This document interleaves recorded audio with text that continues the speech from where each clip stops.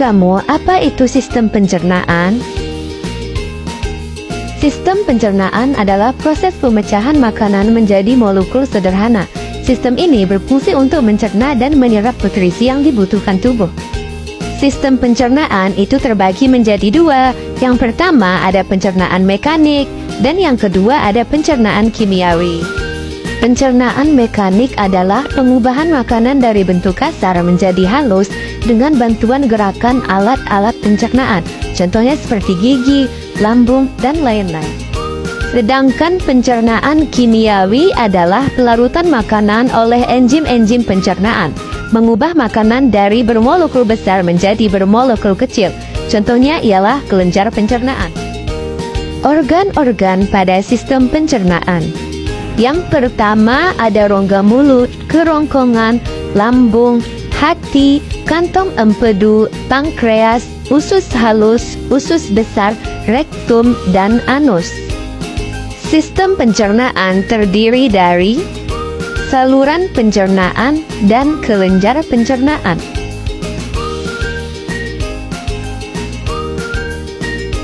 Selanjutnya, kita akan membahas proses dari sistem pencernaan satu persatu.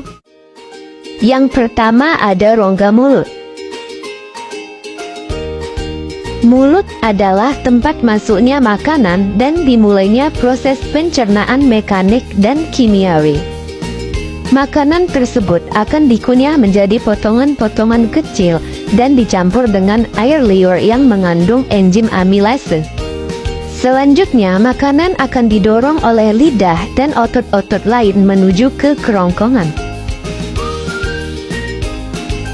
Kerongkongan adalah saluran sempit dan berotot yang menghubungkan mulut dengan lambung.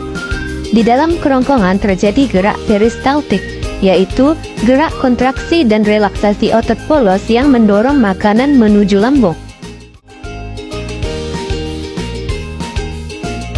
Lambung adalah organ berbentuk kantong yang berfungsi untuk menampung dan mencerna makanan. Berikut ini bagian-bagian lambung pada manusia. Yang pertama ada kardiak, yaitu bagian lambung yang berhubungan dengan esofagus. Yang kedua ada fundus, berbentuk seperti kubah, letaknya di atas badan lambung. Yang ketiga ada pilorus, yaitu terowongan yang menghubungkan lambung dengan usus halus. Yang keempat ada rugae, yaitu membran mukosa berbentuk lekuk-lekuk yang berfungsi melindungi dinding lambung dari abrasi asam lambung. Lambung juga mempunyai otot sphincter atas dan sphincter bawah. Otot sphincter atas berfungsi untuk mencegah makanan dari lambung kembali ke kerongkongan. Sedangkan sphincter bawah berfungsi untuk mencegah makanan dari lambung sembarangan masuk ke usus halus. Di dalam lambung terjadi pencernaan mekanik dan kimiawi.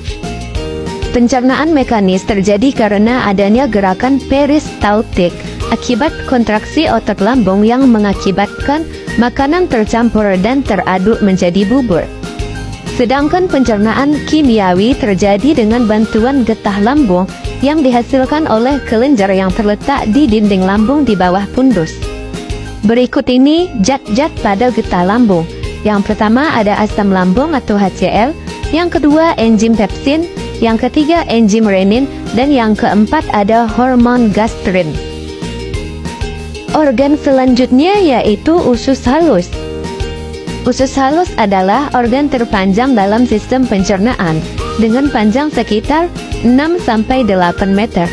Usus halus terdiri dari 3 bagian, yaitu yang pertama duodenum, yang kedua jejunum, dan yang ketiga ileum.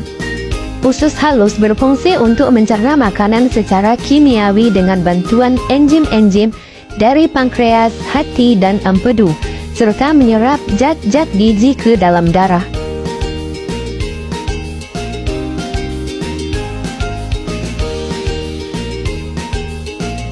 Selanjutnya usus besar atau kolon.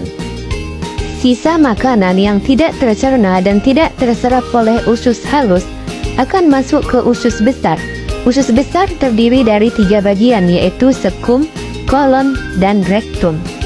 Di usus besar terjadi penyerapan air dan garam mineral dari sisa makanan.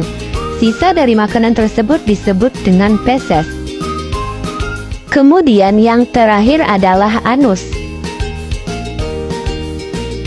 Bagian akhir usus besar disebut dengan rektum, dan di sini tidak lagi terjadi penyerapan air. Rektum dapat berkontraksi sehingga menimbulkan defekasi. Defekasi adalah proses pengeluaran zat sisa pencernaan melalui anus. Kontraksi rektum dapat menyebabkan refleks gastrokolik yang dapat dilakukan secara sadar, dan otot pencernaan akan berkontraksi sehingga feses terdorong keluar.